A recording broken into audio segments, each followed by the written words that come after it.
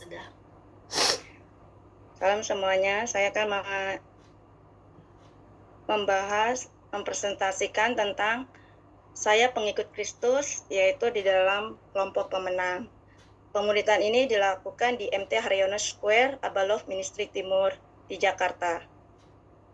Adapun tujuan pemuritan di dalam SPK ini adalah suatu program pembinaan untuk memperlengkapi jemaat, pekerja, dan pemimpin agar dapat berfungsi maksimal di jemaat lokal dan tubuh Kristus sesuai dengan karunia dan panggilannya. Dan bentuk SPK ini adalah impartasi gaya hidup Yesus yang membawa setiap orang berjumpa pribadi dengan Tuhan Yesus dan menanam kembali dasar-dasar pengajaran Kristus sehingga setiap orang mengalami kemerdekaan dari setiap belenggu-belenggu kuasa dosa, menemukan kembali tujuan hidupnya di dunia ini, bertumbuh makin serupa dengan Kristus, menjadi berkat bagi sesamanya dan bisa menjangkau sesamanya, mengalami pengalaman yang sama seperti dirinya di dalam Kristus.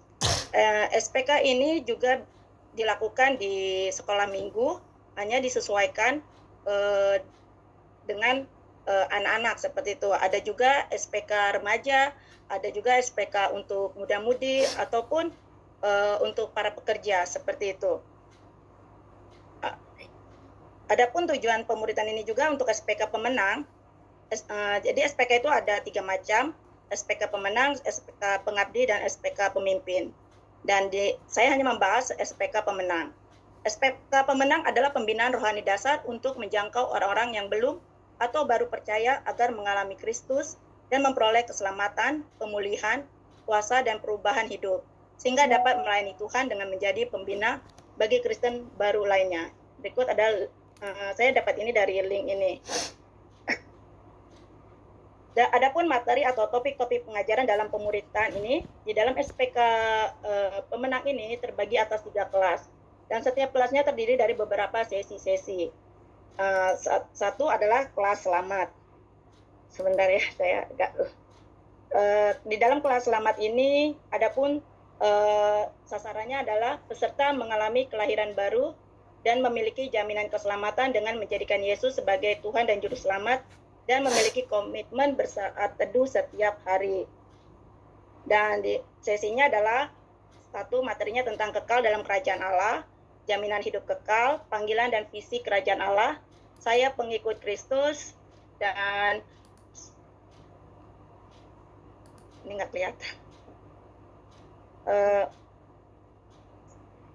Bentar ya, saya kurang nggak ngeliat. Menghayati Kristus dalam baptisan air. Oh ya, tutup. Menghayati Kristus dalam baptisan air. Next. Dan di kelas kedua adalah kelas perubahan hati atau Retreat Champion Gathering. Dia terdiri atas 5 sesi. Apa itu kelas perubahan hati? Itu retreat. Ini adalah kelas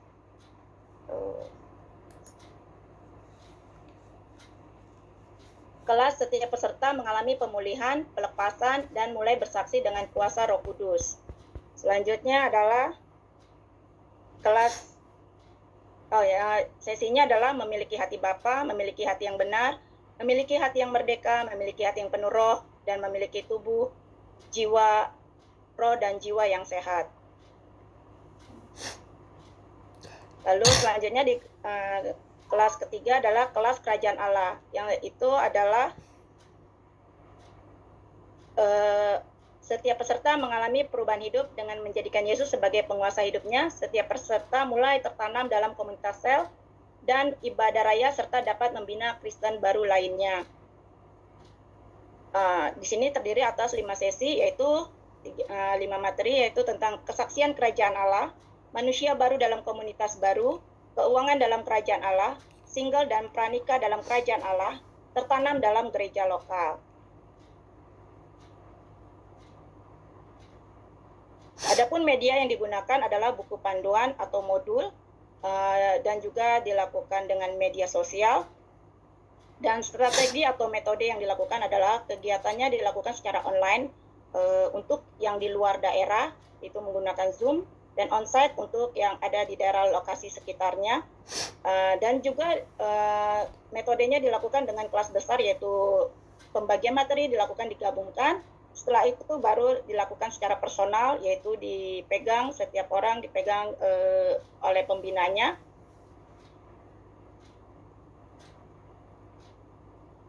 Dan proses pelaksanaan pemuritan. Pelaksanaan pemuritan SPK ini biasanya diadakan setelah ibadah raya umum.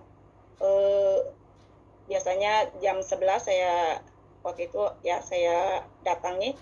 Dan untuk masuk ke kelas selanjutnya, misalnya ke kelas retreat, itu harus dia menyelesaikan kelas sebelumnya, yaitu kelas selamat seperti itu. Dan untuk menyelesaikan kelas yang selanjutnya lagi, yang kelas yang ketiga, dia harus maksud di dalam kelas retreat yang seperti itu. Dan hal yang menarik atau menginspirasi dari pemuritan yang berlangsung ini yaitu para pembimbing ini dia membuka diri maksudnya membuka tentang kehidupannya, bukan saja di saat onsite waktu pertemuan, tapi kadang dia secara personal dia menghubungi secara pribadi pada membagi hidup seperti itu kepada muridnya gitu. Itu bahkan setelah acara kelas selesai walaupun kita berada di luar daerah, mereka pun masih sering berhubungan. Itulah yang menarik buat saya. Mereka memberi waktu, perhatian untuk muridnya, membagi hidup. Itulah yang menarik bagi saya. Terima kasih. Sekian presentasi dari saya.